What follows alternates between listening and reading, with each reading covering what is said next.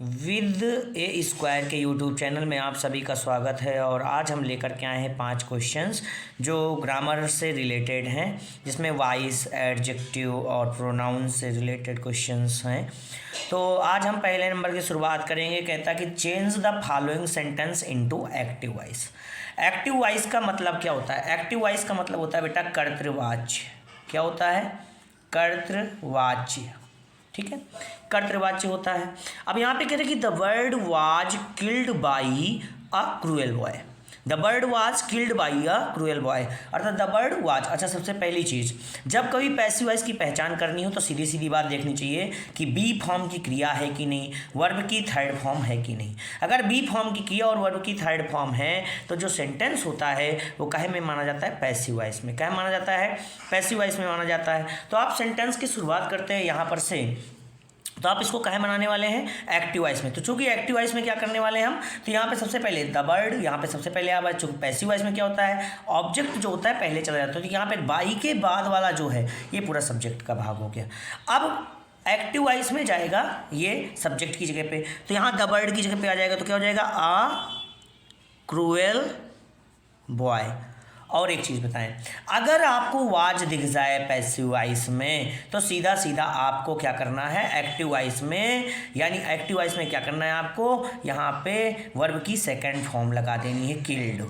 ठीक है ना, वर्ब किल है ना, तो किल्ड। अक्रूएल बॉय किल्ड, और फिर क्या हो जाएगा? सीधा सीधा द बर्ड। बस आपका यही आंसर हो जाएगा, आपका यही आंसर हो जाएगा, a cruel boy killed the bird. इसके बाद नेक्स्ट क्वेश्चन है आपका, fill in the blank with the correct form of pronoun. Correct form of pronoun, तो यहाँ पे क्या होगा? रामा एंड, और यहाँ पे dot dot dot were present. तो यहाँ पे क्या करोगे? ऑप्शन में दे रखा है I, me, both and B, none of these. तो एक बात बता दूं आपको, जब कभी भी ऐसी स्थिति आ जाए आपको पहचानना हो, तो यहाँ पे तो प्रोनाउन दे रखा है भाई, इनको सिलेक्ट करना है। तो आपको याद रखना है, प्रोनाउन में रूल से याद रखना है 2 3 1, यानी सबसे पहले कौन सा पर्सन, अगर तीनों पर्सन की बात की, सबसे पहले कौन सा पर्सन रखा जाता है? सेकंड पर्सन, उसके बाद फिर थर्ड पर्सन, उसके बाद फिर फर्स्ट पर्सन आता है। तो यहाँ पे आपको देखना है कि राम किसी का नाम है ना, तो ये कौन से पर्सन का है? ये थर्ड पर्सन का है। कौन सा पर्सन का है? Third person. इसके बाद जो प्रोनाउन आना चाहिए कौन से पर्सन का आना चाहिए? फर्स्ट पर्सन का आना चाहिए। तो यहाँ पे तो फर्स्ट पर्सन का दे रखा है। अब यहाँ पे कह रहा है, देखो आप वेयर वर्ब है, अब इसके पहले तो सब्जेक्ट आना चाहिए भाई, नॉमिनेटिव केस का आना चाहिए। तो यहाँ पे क्या हो जाएगा? यानी मी ऑब्जेक्ट है, तो ये तो नहीं लगेगा भाई। बोथ है एंड बी, ये कह रहा है यानी ए और बी, मतलब आई और मी दोनों नहीं, बिल्कुल नहीं। नॉन ऑफ दीज, इनमें से कोई नहीं है, ऐसा भी नहीं हो सकता। यहाँ पे कौन आ जाएगा? आई। आई किस पर्सन का प्रोनाउन है? फर्स्ट पर्सन का प्रोनाउन है। यहाँ पे रूल भी देख लीजिए, 3 and 1, यानी 2 3 1, यानी सबसे पहले सेकेंड पर्सन का रखा जाता है, फिर थर्ड पर्सन का, और फिर फर्स्ट पर्सन का। तो यहाँ पे क्या हो जाएगा? रामा एंड आई हो जाएगा, वेयर प्रेजेंट। ओके, देन इसके बाद फिर हम आगे बढ़ेंगे। अगला नंबर क्या कह रहा है भाई? अगला कह रहा है, which part of speech is the word Angénieux. Which part of speech is the word Angénieux, यानी इंजीनियस जो वर्ड है ये कौन से पार्ट्स ऑफ स्पीच का भाग है? तो यहाँ पे पूछ रहा था इंजीनियस का मतलब क्या होता है? इंजीनियस का मतलब होता है बेटा सरल या शुद्ध। ठीक है ना, क्या होता है? सरल या शुद्ध। व्यक्ति कैसा है? अच्छा, कैसा का प्रश्न करने पर अगर वर्ड्स आपको मिलते हैं तो सीधा सीधा आप समझ लेना कि वहाँ पे क्या हो जाएगा, वहाँ पे कंडीशन होगी एडजेक्टिव की, कैसा। अच्छा, यहाँ पे क्या हो जाएगा? तो इंजीनियस सरल या शुद्ध होता है, तो यहाँ पे कैसा व्यक्ति? सरल व्यक्ति। कैसा कैसी चीज़, मतलब कैसा है? शुद्ध है।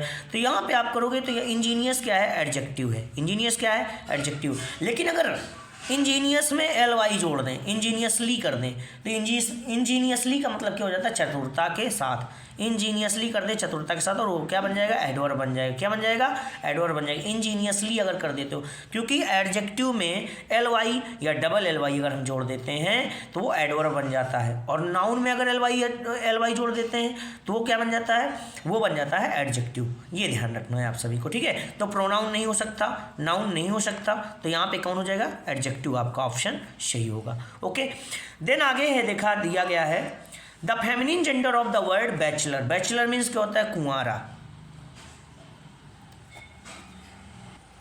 बैचलर मीन्स क्या होता है? बैचलर मीन्स होता है कुंवारा। बैचलर के लिए पहली मीनिंग दी गई विजर्ड। विजर्ड मीन्स होता है बेटा जादूगर। क्या होता है? जादूगर। ये आपका क्या सही होगा? बिल्कुल नहीं सही होगा।